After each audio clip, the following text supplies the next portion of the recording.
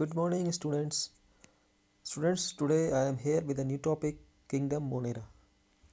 Okay, students, since I told you yesterday that R.H. Whitaker divided or classified all living organisms into five kingdoms, and these kingdoms were Kingdom Monera, Kingdom Protista, Kingdom Fungi, Kingdom Plantae, and Kingdom Animalia.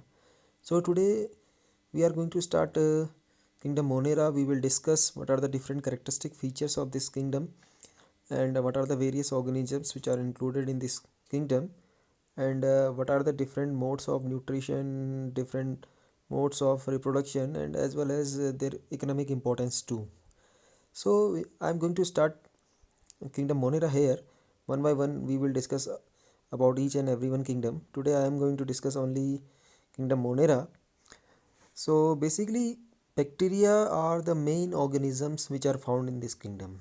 Okay, so bacteria mainly comprises of the kingdom Monera, and that they are most abundant microorganisms. And one thing I told you that yesterday, that kingdom Monera is consist of all unicellular prokaryotic organisms. यानी कि kingdom Monera के अंदर सारे के सारे unicellular organism आते हैं, और वो भी कैसे, प्रोकैरियोटिक ऑर्गेनिजम्स. ठीक है. एंड बेसिकली सारे के सारे माइक्रो ऑर्गेनिजम्स जो है, मतलब अबंडेंट ज़्यादातर जो हैं, वो आपके किंगडम मोनेरा के अंदर आते हैं. They live in extreme habitats. और किंगडम मोनेरा के अंदर आने वाले जो माइक्रो ऑर्गेनिजम्स हैं, वो एक्सट्रीम हैबिटेट्स में सर्वाइव कर सकते हैं, लाइक हॉट वाटर स्प्रिंग्स में, डेजर्ट्स में, स्नो में, और इवन डीप ओशियंस में ये सर्वाइव कर जाते हैं. Many of them live or on other organisms body as parasite. और कई सारे जो इसमें माइक्रो ऑर्गेनिजम्स हैं, वो एज अ पैरासाइट दूसरे ऑर्गेनिजम्स की बॉडी के अंदर या बाहर रह सकते हैं. Bacteria are grouped under 4 categories based on their shape. ठीक है ना. बैक्टीरियाज को 4 डिफरेंट कैटेगरीज में डिवाइड किया गया है. Now if you will observe the figure which is given in this slide 2.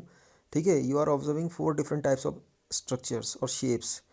Spherical shape के जो बैक्टीरिया होते हैं, these are classified into cocci और कोकस. ठीक है. Now the second rod shape bacteria, these are called bacillus. Now spring shape bacteria, these are called as spirillum. ठीक है. And comma shape bacteria, these are called as vibrio. तो based on their shape bacteria are classified into 4 categories: spherical coccus, rod shape bacillus, spring shape spirillum, and comma shape vibrio. ठीक है. Now अब बात करते हैं इनके mode of nutrition की. Now some of the bacteria are autotrophs and some of the bacteria are heterotrophs. Now who are autotrophs?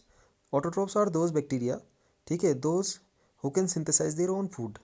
अब ये भी दो तरह के हो सकते हैं, ऑटोट्रॉप भी दो तरह के हो सकते हैं. Those who are having chlorophyll, इनके पास क्लोरोफिल पिगमेंट है, उस क्लोरोफिल पिगमेंट की मदद से वो फोटोसिंथेसिस कर रहे हैं एंड अपना फूड सिंथेसाइज कर रहे हैं. ठीक है. वो आपके फोटोट्रॉप्स हो गए. वहीं सम आर कीमोट्रॉप्स. कीमोट्रॉप्स मतलब जो कीमोसिंथेसिस कर रहे हैं, सर्टेन केमिकल्स को, ये कंपाउंड्स के केमिकल बॉन्ड्स को ब्रेक करते हैं, और ब्रेक करने, उन केमिकल बॉन्ड के ब्रेक होने की वजह से जो एनर्जी रिलीज होती है, उस एनर्जी का यूटिलाइजेशन करते हैं अपने फूड के सिंथेसिस में. सो दो तरह के आपके ऑटोट्रॉप्स हो सकते हैं, फोटोट्रॉप्स और कीमोट्रॉप्स. यानी फोटोसिंथेटिक और कीमोसिंथेटिक दोनों तरह के आपके बैक्टीरिया हो सकते हैं. The vast majority of the bacteria are heterotrophs. वही जो मेजोरिटी ऑफ बैक्टीरिया है, यानी मेजोरिटी है जो बैक्टीरियाज की, ज़्यादातर ये क्या होते हैं, these are heterotrophs. That is they do not synthesize their own food. इसका मतलब ये है कि वो अपना फूड सिंथेसाइज नहीं कर सकते, but depend on other organisms, दूसरे ऑर्गेनिजम्स के ऊपर डिपेंड है. Either they are taking food as a parasite or they are saprophytes, means they are obtaining their food from dead and decaying organic matter. Is it clear? Now here you are observing in the next slide, Monera are classified into 2 categories: archaebacteria and you bacteria. Monera जो है 2 categories से इनको बांटा गया है. इनको बोलते हैं आर्कीबैक्टीरिया और eubacteria. Now I am going to start from the very first one, archaebacteria. Archaebacteria जो है ये एंशियंट, मतलब लिविंग ऑर्गेनिज्म, इन्हें बहुत एंशियंट लिविंग ऑर्गेनिज्म माना गया है. And these bacteria can live in the most harsh habitats, यानी कि बहुत हार्श से हार्श कंडीशन में भी सर्वाइव कर सकते हैं, such as extreme salty areas. बहुत ज़्यादा सैलिनिटी जहाँ है, सॉल्टी जो सी है, जैसे डेड सी है आपका, वहाँ भी आपको मिल जाएंगे ये. और ऐसे बैक्टीरिया को बोला जाता है हेलोफाइल्स. क्या बोलते हैं ना, हेलोफाइल्स. और हॉट वाटर स्प्रिंग, गर्म पानी की बिल्कुल धारा बह रही है, उसमें भी आपको थर्मो एसिडोफिल्स मिल जाएंगे. ठीक है. ऐसे मार्सी एरियाज़ में आपको मिथेनोजन्स मिल जाएंगे. ठीक है. तो यानी एक्सट्रीम कंडीशन जहाँ हॉट वाटर स्प्रिंग है, सॉल्टी एरियाज़ हैं, या जहाँ पे आपका मार्सी एरिया है. ठीक है. तो सॉल्टी एरिया में मिलने वाले हो गए आपके हेलोफाइल्स, हॉट वाटर स्प्रिंग में मिलने वाले हुए थर्मो एसिडोफाइल्स और मार्शी एरियाज में मिलने वाले हुए मिथेनोजेंस। ठीक है, archaebacteria differ from other bacteria in having different cell wall. मैंने कहा ना, आर्की बैक्टीरिया और यू बैक्टीरिया दो अलग अलग कैटेगरीज में बांटा गया है। इनमें डिफ्रेंशिएशन का कारण ही यही है कि जो इनकी सेल वॉल है और यू बैक्टीरिया की जो सेल वॉल है, इनमें काफ़ी ज़्यादा डिफरेंस देखा गया है। ठीक है, okay. Archaebacteria differ from other bacteria in having different cell wall structures and this feature is responsible for their survival in the extreme condition. इनकी सेल वॉल जो डिफरेंट है यू बैक्टीरिया से, वो इन्हें एडवर्स कंडीशन में survive करने में मदद करती है। Methanogens are present in the gut of the several ruminants animals such as cow and buffalo and they are responsible for production of methane biogas from the dung of these animals. अब आप लोगों ने सुना होगा कि biogas plant में क्या करते हैं, जो काउ डंग है या जो फिजिकल मटेरियल है इन रूमिनेंट्स का, इनका यूज़ किया जाता है। क्यों यूज़ करते हैं? क्योंकि बायोगैस में मोस्टली 74% क्या होती है, मीथेन होती है। ये मीथेन गैस कैसे बनती है? क्योंकि जो इनके रूमिनेंट है, इनकी गट की जो लाइनिंग है, गट मतलब एलिमेंट्री कैनाल की जो लाइनिंग है, इस एलिमेंट्री कैनाल की लाइनिंग में इनका क्या होते हैं, मिथेनोजेंस नाम के बैक्टीरिया होते हैं जो मीथेन गैस को प्रोड्यूस करने में मदद करते हैं। ठीक है, इसीलिए इनका यूज़, काउडंग का यूज़ हम किस में करते हैं, बायोगैस प्रोडक्शन में करते हैं। वहीं जो दूसरी कैटेगरी है, the second category of the bacteria is called eubacteria. There are thousands of different eubacteria which are called true bacteria. अभी यू बैक्टीरिया जो है इन्हें ट्रू बैक्टीरिया भी बोला जाता है। Why? Because of their rigid cell wall, क्योंकि जो इनकी सेल वॉल होती है ये काफ़ी रिजिड होती है। ठीक है, because of the presence of their rigid cell wall they are also called as eubacteria too. ठीक है, अगर ये मोटाइल हैं, if they are motile, a flagellum is present, तो ये इनके पास लोकोमोशन, मोटाइल का मतलब चलने फिरने के काबिल हैं, तो इनको चलने फिरने में मदद करने के लिए इनके पास एक फ्लैजेलम होता है। Some of these organisms can fix atmospheric nitrogen in specialised cell called heterocyst. If you will in the background, if you will observe a figure, thread like structure is, इसके जो आपकी स्लाइड के background में है उसको आप देखो, nostoc का फिगर है। If you will observe them, तो इनके पास क्या होता है जनरली, इनकी कुछ एक सेल्स जो होती हैं इन बैक्टीरियाज की, वो स्पेशलाइज्ड हो जाती हैं, वो स्पेशलाइज्ड हो जाती हैं। ठीक है, और एक सिस्ट सी बना लेती हैं, एक गांठ सी बना लेती हैं, और उस सिस्ट की मदद से वो क्या करती हैं, नाइट्रोजन फिक्सेशन में हेल्प भी करती हैं। जैसे नॉस्टॉक है, एनाबीना है, ये दो यू बैक्टीरिया हैं जो एटमॉस्फेरिक नाइट्रोजन का फिक्सेशन करते हैं। ठीक है, they play great great role in the recycling of the nutrients. इसके अलावा एक तो नाइट्रोजन फिक्सेशन में हेल्प कर रही है, इसके अलावा अदर न्यूट्रिएंट्स लाइक नाइट्रोजन है, फॉस्फोरस है, आयरन है और सल्फर है, इनकी रिसाइकलिंग में भी मदद करते हैं।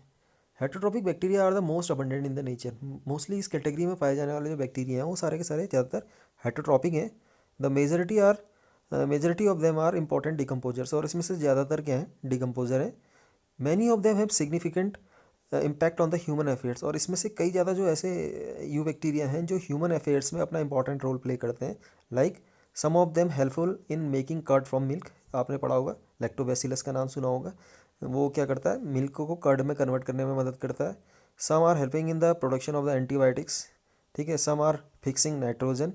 आपने लेग्यूमिनेसी फैमिली में पढ़ा होगा, राइजोबियम लेग्यूमिनेसीरम, ये आपकी लेग्यूमिनेसी फैमिली की रूट्स में, नोड्यूल्स में पाया जाता है और नाइट्रोजन फिक्सेशन में मदद करता है। ठीक है, and while some are pathogenic, और कहीं कुछ आपके यू बैक्टीरिया जो होते हैं पैथोजेंस भी होते हैं और ह्यूमन बींग्स को काफ़ी ज़्यादा डैमेज करते हैं, हार्म करते हैं, उनकी क्रॉप्स को हार्म करते हैं, उनके फार्म एनिमल्स को हार्म करते हैं, उनके पेट्स को हार्म करते हैं। आपने कई सारे डिजीज़ का नाम सुना होगा, like cholera, typhoid, tetanus, citrus canker. Citrus cankers तो आपके सिट्रस प्लांट जो है उनमें लगने वाली डिजीज़ है, बाकी तो ये आपकी ह्यूमन डिजीजेज हैं। Are well known diseases cause by different kind of bacteria. अब इन बैक्टीरिया की बात करें, bacteria grow mainly by fission, यानी इनमें रिप्रोडक्शन का जो जनरल तरीका है, एसेक्सुअली रिप्रोड्यूस करते हैं, और उसमें फीजन इनमें देखने के लिए मिलता है, बाइनरी फीजन मोस्टली इनमें होता है। Sometime under unfavourable condition they produce sports, कभी कभार अनफेवरेबल कंडीशन में ये स्पोर्ट्स भी प्रोड्यूस कर लेते हैं। ठीक है, they also reproduce by a sort of sexual reproduction by adopting a primitive type of DNA transfer from one bacterium to another. कभी कभी ये सेक्सुअल रिप्रोडक्शन की भी मिमिक्री करते हैं। कैसे? दो बैक्टीरिया एक दूसरे के काफ़ी क्लोज आते हैं और एक बैक्टीरिया अपना डीएनए दूसरे बैक्टीरिया के अंदर इंट्रोड्यूस कर देता है, इस तरह से दो अलग अलग बैक्टीरिया के जेनेटिक मटेरियल इंटरमिक्स हो जाते हैं, तो इस तरह से सेक्सुअल रिप्रोडक्शन को अडॉप्ट भी इन्होंने किया हुआ है। ठीक है, here in this figure you are observing binary fusion is taking place. ठीक है, बिटवीन टू बैक्टीरिया। ठीक है, समझ में आ गया ना, एक बैक्टीरिया बाइनरी फ्यूजन कर रहा है और दो हिस्सों में बट रहा है। वहीं एक लास्ट कैटेगरी आती है आपकी, जनरली ये भी आपकी किंगडम मोनेरा के अंदर देखे गए हैं, इनको बोलते हैं mycoplasma. Mycoplasma are the organisms that completely lack a cell wall. ठीक है, ये माइकोप्लाज्मा जनरली इसके बारे में आपने 9th क्लास में पढ़ा होगा, पीबीएलओ करके, smallest living cell. Mycoplasma are the organism that completely lack a cell wall. ये ऐसे लिविंग ऑर्गेनिज्म है इनके पास सेल वॉल नहीं होती है। They are the smallest living cells known and can survive without oxygen. ये स्मॉलेस्ट लिविंग सेल है और विदाउट ऑक्सीजन के सर्वाइव कर सकते हैं। Many mycoplasma are pathogenic in animals and plants. और ये मोस्ट नोटोरियस एलिमेंट हैं ये आपके किंगडम मोनिरा के, जो ज़्यादातर बीमारियां पैदा करते हैं एनिमल्स में और प्लांट्स में। So here the concept of kingdom monera completes. Tomorrow once again I will meet you with the kingdom protista. Till then, thank you, bye.